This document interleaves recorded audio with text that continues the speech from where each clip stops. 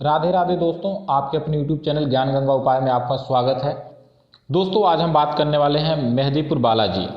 मेहंदीपुर बालाजी के बारे में हम कुछ विस्तार से जानेंगे। पिछले वीडियो में हम कुछ संक्षिप्त में ही जान पाए थे कि बालाजी की महिमा के बारे में, लेकिन आज हम विस्तार से जानेंगे। खैर दोस्तों, मेरी इतनी सामर्थ्य तो नहीं है कि हम बालाजी के बारे में कुछ विस्तार से बता सकें, लेकिन जो भी गुरु या बालाजी की कृपा से जो भी कुछ है वो ज़रूर आपको बताऊंगा, क्योंकि बालाजी मैं भी जा चुका हूं। तो जो भी मैंने देखा है या जो कुछ मुझे जानकारी है उसके बारे में ज़रूर मैं आपको बताना चाहूँगा। दोस्तों, मेहंदीपुर बालाजी में मूलतः भूत प्रेत, ग्रह नक्षत्र या किसी दुश्मन से परेशान हो, दुर्भाग्य आपका पीछा नहीं छोड़ रहा है, आप काफ़ी परेशान हैं, हर संकटों से मुक्ति दिलाते हैं मेहंदीपुर के बालाजी। दोस्तों, मेहंदीपुर के बालाजी का जो मंदिर है वो राजस्थान के दौसा जिले के एक छोटे से स्थान पर स्थित है। यह मंदिर संकटों से मुक्ति दिलाने के लिए विख्यात है। यहाँ बाल रूप में स्थित महावीर हनुमान बालाजी भक्तों की हर समस्या को दूर करते हैं। खासकर दोस्तों, भूत प्रेत या किसी तांत्रिक बाधा से पीड़ित व्यक्ति को प्रत्यक्ष रूप से तत्काल राहत मिलती है।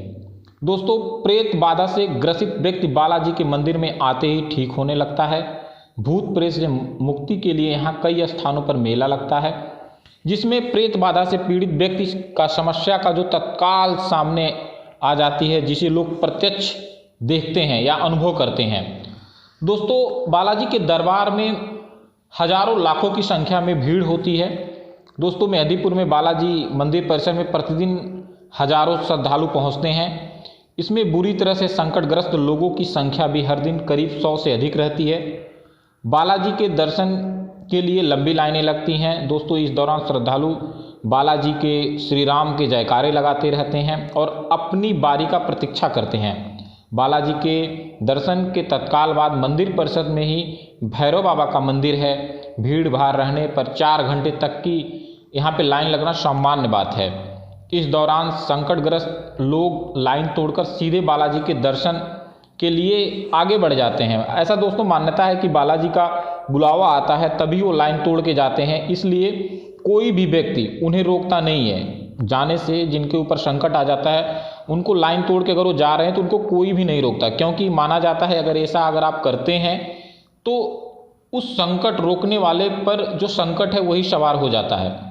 दोस्तों, बालाजी के मंदिर में बाहर निकलते ही उसी परिसर में भैरव बाबा का मंदिर है। उनके बिल्कुल पास प्रेतराज का मंदिर है और प्रेतराज के पीछे दीवार सरकार का मंदिर है। दोस्तों, दीवान सरकार का मंदिर जो है वो प्रेतराज के पीछे ही है। एक ही परिसर में स्थित इन सभी मंदिरों के भी दर्शन उन्हें भोग लगाना अनिवार्य माना जाता है, क्योंकि बालाजी के दर्शन के लिए लंबी लाइन लगी होती है। तो दोस्तों, इसके लिए काफ़ी लंबी लाइन होने की वजह से पहले सिर्फ बालाजी के लिए लोग प्रसाद लिए होते हैं। इसके बाद बाहर आकर बाकी तीनों लोगों के लिए प्रसाद लेकर पिछले दरवाजे से चले जाते हैं। इनके दर्शन के लिए जो है बाकी जैसे आप भैरव जी के, प्रेतराज या फिर दीवान सरकार के दर्शन के लिए आपको जो है छूट मिल जाती है। पिछले जो दरवाजे हैं उनसे आप जा सकते हैं, इसलिए बाकी तीनों लोगों के लिए आप प्रसाद जरूर लेकर आएँ। दोस्तों, दर्शन का लाभ उठाना अच्छा माना जाता है। अगर आप प्रेतराज, दीवान सरकार और भैरव बाबा का जो है दर्शन करते हैं तो अच्छा माना जाता है। बालाजी के प्रसाद का कुछ हिस्सा स्वयं खाकर बाकी बांट दिया जाता है। बाकी के भोग मंदिर परिसर में पीछे, जो आप मंदिर के पीछे जाएंगे तो वहाँ पे कुछ जगह निर्धारित हैं। उस स्थान पे अपने जो प्रसाद है उसको अपने ऊपर से घुमा के, यानी ऊपर से वार के उसको बिना पीछे देके उसको फेंक देना चाहिए। यह संकट को दूर करने का एक प्रभावी उपाय है। दोस्तों, इसके दर्शन के बाद पुनः बालाजी के दरबार में अपने संकट या समस्या के लिए अर्जी लगाई जाती है। कई लोग भारी भीड़ होने की वजह से बालाजी के मंदिर में अगर अर्जी नहीं लगा पाते हैं तो बालाजी के मंदिर के सामने ठीक भगवान राम का मंदिर है, तो बालाजी में अगर नहीं लग पाता, क्योंकि एक निर्धारित समय है 12 बजे या 11 बजे का कुछ समय है, अगर उस समय में वो नहीं लगा पाते हैं तो वो प्रभु के राम के मंदिर में जाके अर्जी लगा देते हैं। दोस्तों, ऐसा माना जाता है कि भगवान राम के पास लगाई अर्जी का जो महत्व जो है बालाजी के दरबार में लगाई गई अर्जी के समान है, क्योंकि प्रभु श्री राम जो है वो हनुमान जी के जो प्रभु श्री राम हनुमान जी के इष्ट हैं। इस वजह से जो भी भक्त अगर हनुमान जी को नहीं लगा पाता है, बालाजी को नहीं लगा पाता है जी, अगर प्रभु को लगा देता है तो हनुमान जी उसे ग्रहण कर लेते हैं, उस अर्जी को स्वीकार कर लेते हैं। दोस्तों इसके लिए अर्जी लगाने के बाद संकटों के समाधान की जो असली प्रक्रिया होती है वो शुरू हो जाती है, क्योंकि अर्जी के लिए आपको पास की दुकान से सामग्री लेकर अपनी समस्या के बारे में बालाजी को मन ही मन आपको कहना चाहिए कि जो भी आपकी समस्या है वो बालाजी से कहें। उसके मुक्ति दिलाने के लिए प्रार्थना आपको करनी चाहिए। इसके साथ ही उन्हें आपको जो भी भेंट हो आप भेंट मंदिर में आप दान पात्र में समर्पित कर सकते हैं। दोस्तों अर्जी लगाने के बाद एक और है कि बालाजी का आरती का विशेष महत्व है दोस्तों, क्योंकि बालाजी में 3 जगह पे आरती होती है। एक बालाजी की आरती होती है, एक प्रभु श्री राम के दरबार में आरती होती है, और एक वहाँ पे समाधि वाले बाबा हैं वहाँ पे उस मंदिर में भी आरती होती है। तो आरती सुबह शाम जो होती है, सुबह शाम आरती होती है और जिसका विशेष महत्व होता है। सुबह शाम की जो आरती होती है तीनों जगहों का विशेष महत्व होता है। इस दौरान आरती के तत्काल बाद वहाँ पे उपस्थित श्रद्धालुओं पर पवित्र जल के छींटे दिए जाते हैं। माना जाता है कि उस पवित्र जल के छींटे से हर तरह के संकटों से मुक्ति मिल जाती है। सबसे पहले श्री राम दरबार में आरती होती है, फिर बालाजी के दरबार में, और उसके तत्काल बाद समाधि वाले बाबा के मंदिर में आरती होती है। दोस्तों आरती के दौरान पवित्र जल के छींटे लेने के लिए श्रद्धालु होते हैं उनकी भारी भीड़ उमड़ती है। तो दोस्तों श्रद्धालुओं के लिए एक ही समय में तीनों जो मंदिरों में आरती है, अगर तीनों मंदिर में आरती होती है तो उसके छींटे ले पाना संभव तो नहीं होता है। यदि आप बालाजी के मंदिर में छींटे लेना चाहते हैं तो उस मंदिर में आप छींटे लें, बाकी मंदिरों का लोभ आपको छोड़ देना चाहिए। श्री राम दरबार के साथ समाधि वाले बाबा के मंदिर में आरती का छींटा एक ही समय में लिया जा सकता है। अतः दोस्तों उचित यही है कि श्रद्धालु बाबा बालाजी के लिए अलग समय में और बाकी दोनों मंदिरों में अलग समय में आरती में शामिल होने की योजना बनाएं। दोस्तों यह जो मंदिर है 3 पहाड़ियों से जो है घिरा हुआ है। बालाजी मंदिर के सामने 3 पहाड़ी हैं।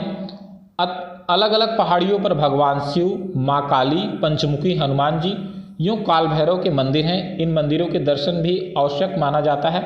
दोस्तों मान्यता है कि कुछ संकट का अगर हल बालाजी के मंदिर में पूरी न हो पाती है तो उसके लिए उसे भगवान शिव, माँ काली, यूँ काल भैरव दूर कर देते हैं। अतः कई भक्त रूटीन में ही बालाजी के दर्शन के बाद 3 पहाड़ी के मंदिर का भी दर्शन करते हैं। इन मंदिरों में भी संकट से मुक्ति के दृश्य आम जो है देखने को मिल जाते हैं। शिव मंदिर में जहाँ दीप जलाने का प्रावधान है, वहीं माँ काली के मंदिर में पान के पत्ते पर कपूर, लौंग आदि रखकर जलाया जाता है।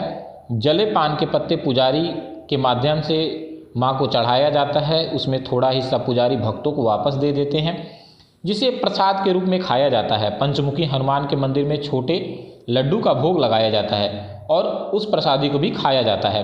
दोस्तों समाधि वाले जो बाबा हैं, तो समाधि वाले बाबा का परिसर यहाँ का एक अत्यंत महत्वपूर्ण केंद्र है। दोस्तों इन्हीं बाबा की समाधि के बल पर इस धार्मिक क्षेत्र का प्रचार हुआ था। ऐसा मान्यता है कि बाबा अपनी साधना के बल पर बालाजी के क्षेत्र को इस तरह से बांध दिया था, तब से भूत प्रेत से पीड़ित जो भी लोग यहाँ आते हैं उन्हें वापसी में उस भूत प्रेत से मुक्ति मिल जाती है। बाबा के प्रयास से बालाजी ने इस क्षेत्र को ऐसा बांध रखा है कि जो भूत एक बार इस क्षेत्र में आ जाता है वापस नहीं जाता है। उसे यहीं उसके कृत्य के लिए दंड से लेकर मुक्ति तक मिल जाती है। दोस्तों अभी भी बाबा जी की ही संतान बालाजी की सेवा कर रहे हैं। बालाजी का दर्शन करने वाले भक्तों के लिए समाधि वाले बाबा का दर्शन करना अनिवार्य माना जाता है। समाधि वाले बाबा के मंदिर जाने वाले बाबा को जो है वो जलेबी का प्रसाद चढ़ाते हैं। इस प्रसाद को वहीं रख दिया जाता है। इसके बाद 11 बार बाबा के जो मंदिर है उसकी परिक्रमा की जाती है। दोस्तों प्रेतराज का जो दरबार है, यहाँ पर सबसे महत्वपूर्ण और चमत्कृत करने वाली चीज़ है दोस्तों कि भूतों का मेला। इसमें भूत प्रेत से पीड़ित लोगों को संकट से मुक्ति मिलती है। इस स्थान की खूबी यह है कि यहाँ पर पहुँचते ही भूत प्रेत पर शिकंजा कसना शुरू हो जाता है। बालाजी, भैरव, प्रेतराज, दीवान सरकार, भगवान शिव और माँ काली के मंदिर में दर्शन करने से ही भूत प्रेत समेत तांत्रिक प्रयोग, ग्रह, नक्षत्र आदि सभी समस्याओं का हल होने की प्रक्रिया शुरू हो जाती है। प्रेतराज के मंदिर में विशाल एक हॉल बना हुआ है, जहां दिन में 2 से 4 बजे तक भूत प्रेत से जो पीड़ित लोग हैं वो बैठते हैं। मान्यता है कि इसी दौरान प्रेतराज उनका न्याय करते हैं। इसी तरह समाधि वाले बाबा के मंदिर प्रांगण में भी दिन में ऐसा ही एक विशाल दरबार लगता है। इसके लिए किसी पंडित पुरोहित की आवश्यकता नहीं होती है। पीड़ित सिर्फ वहाँ बैठना है और उसे परेशान करने वाले भूत प्रेत का हिसाब होने लगता है और पीड़ित व्यक्ति को राहत मिल जाती है। हालांकि वह इस काम के लिए कुछ पंडित पुरोहित भी घूमते रहते हैं और मदद के लिए तत्पर रहते हैं। दोस्तों, यह संबंधित भक्तों पर निर्भर करता है कि वह उनकी मदद ले या खुद को भगवान पर छोड़ दे। अधिकतर लोग भगवान के न्याय पर ही भरोसा करते हैं और संकट से छुटकारा भी पाते हैं। दोस्तों, मैं आपको बता देता हूं कि अगर आप बालाजी दरबार कैसे जाएं। यूँ तो सालों भर यहाँ पे श्रद्धालुओं की भीड़ रहती है दोस्तों, लेकिन अगर स्कूलों और कॉलेजों या सरकारी दफ्तरों में छुट्टी हो जाती है तो इस दौरान बहुत भारी भीड़ जो होती है बालाजी के मंदिर में लगती है। भीड़ से बचने के लिए आपको नवंबर के दूसरे सप्ताह से फरवरी तक का समय जो है सबसे उपयुक्त होता है। मौसम के हिसाब से देखें तो यहाँ गर्मी खूब पड़ती है, इसी तरह ठंड के दौरान ज़बरदस्त ठंड भी होती है। अतः मौसम के लिहाज से यहाँ जाने पर सबसे अच्छा समय सितंबर से नवंबर और फरवरी से मार्च तक का होता है। दोस्तों, जाने का जो मार्ग है वो ट्रेन से अगर आप जाने के लिए दिल्ली जयपुर से बांदीकुई रेलवे स्टेशन पर आपको उतरना पड़ता है। अगर आप ट्रेन से जाते हैं तो दिल्ली जाएं या जयपुर रूट से जाएं तो बांदीकुई रेलवे स्टेशन पे आपको उतरना पड़ता है। दोस्तों, यहाँ शताब्दी समेत तमाम प्रमुख ट्रेनों का ठहराव है। इसके साथ ही अगर आगरा या मथुरा से भी बांदीकुई के लिए ट्रेन उपलब्ध है और बांदीकुई से मेहदीपुर स्थित बालाजी मंदिर की जो दूरी है वो 35 किलोमीटर है, जिसके लिए आपके 24 घंटे वहाँ पे वाहन उपलब्ध रहते हैं। यदि आप किसी निजी वाहन से बस से आना चाहते हैं तो अगर आप आगरा जयपुर मार्ग के पास स्थित इस स्थान के लिए दिल्ली जयपुर मथुरा या आगरा से आसानी से आप पहुँच सकते हैं। दोस्तों, यहाँ पे ठहरने का भी काफ़ी अच्छा इंतज़ाम होता है और सस्ता और आरामदेह इंतज़ाम है। आधुनिक सुविधाओं से युक्त कई धर्मशालाएँ भी हैं। इसमें 500 से लेकर 700 रुपये तक के 24 घंटे के लिए डबल बेड का ठीक ठाक कमरा, अटैच बाथरूम उपलब्ध होता है। दोस्तों, आपके ऊपर डिपेंड करता है कि आप जो है कहाँ पे रहना चाहते हैं, कहाँ पे नहीं। काफ़ी सस्ते भी हैं, काफ़ी महंगे भी हैं, लेकिन वो आपके ऊपर डिपेंड है। वो आप जाएंगे, बहुत आसान है वहाँ पे रहना, कोई बहुत ज़्यादा खर्च नहीं है और बालाजी की कृपा वहाँ पे आपको विशेष देखने को मिलेगी। बालाजी के क्षेत्र के किसी भी मंदिर का प्रसाद आपको वहाँ से बाहर नहीं ले जाना चाहिए।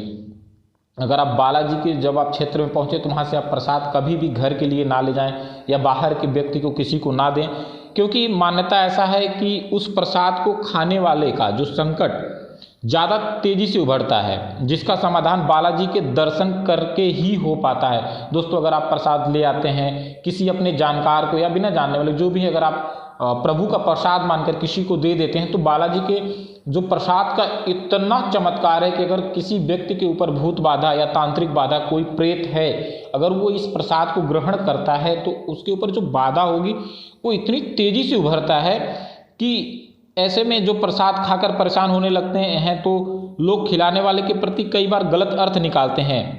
अतः दोस्तों, यही सलाह है कि वहाँ का प्रसाद थोड़ा सा खुद खाएं और बाकी उसी क्षेत्र में रहने वाले लोगों को बांट दें। यदि उपहार के रूप में अपने दोस्तों, रिश्तेदार या किसी के लिए कुछ ले जाना चाहते हैं तो वहाँ स्थित दुकानों के अन्य उपहार सामग्री खरीद लें, लेकिन ध्यान रहे कि उसमें से कोई भी सामग्री बालाजी या वहाँ के अन्य मंदिरों में से होने वाले पूजन यंत्र आदि से संबंधित न हो। पूजन सामग्री और प्रसाद का प्रयोग सिर्फ खुद और वहाँ जाने वाले अन्य लोगों को ही करना चाहिए। दोस्तों, कभी भी आप बालाजी मंदिर में जाएं तो एक विशेष बात आपको, जैसा कि मैंने बताया कि प्रसाद का आपको विशेष ध्यान रखना होगा कि आपका जो वहाँ प्रसाद आप लेते हैं वो प्रसाद आप किसी को ना दें, क्योंकि अगर आप किसी को देते हैं और उसके ऊपर कोई ऐसी दिक्कत है तो बहुत तेज़ी से उभर के आएगी। फिर लोग आपके ऊपर ही प्रश्न उठाएंगे कि इन्होंने कुछ करके दे दिया, क्योंकि समय के अनुसार बहुत ख़राब है तो लोग कहीं ना कहीं आपके ऊपर जो है उसका इल्ज़ाम लगाएंगे। तो इसका सीधा सा उपाय यही है कि दोस्तों, अगर आप बालाजी के दरबार में जा रहे हैं तो आप कोशिश यही करें कि प्रसाद ना, अगर लाते भी हैं तो खुद खाएं, क्योंकि आप वहाँ पे लाने के बाद अगर आप खुद ग्रहण करते हैं तो आपको पता है, अगर आपके ऊपर कोई दिक्कत नहीं है तो आप खा सकते हैं, लेकिन कोशिश रहे कि ना लाएं। दोस्तों, बालाजी के दरबार में किसी भी तरह का अगर संकट हो तो आप एक बार मेहदीपुर बालाजी जाएं, बिल्कुल आप बिना किसी खर्च के वहाँ पे जाने पे किसी को आपको कोई 1 रुपये नहीं देना है। बालाजी का इतना चमत्कार है कि आपको जाने पे ही सारा समाधान वहाँ पे हो जाएगा। तो दोस्तों आप मेरे चैनल पे अगर नए हैं तो चैनल को सब्सक्राइब, लाइक और शेयर करें। अगर मेरे द्वारा दी गई जानकारी अच्छी लगी तो चैनल को सब्सक्राइब जरूर करें दोस्तों। जय श्री राम।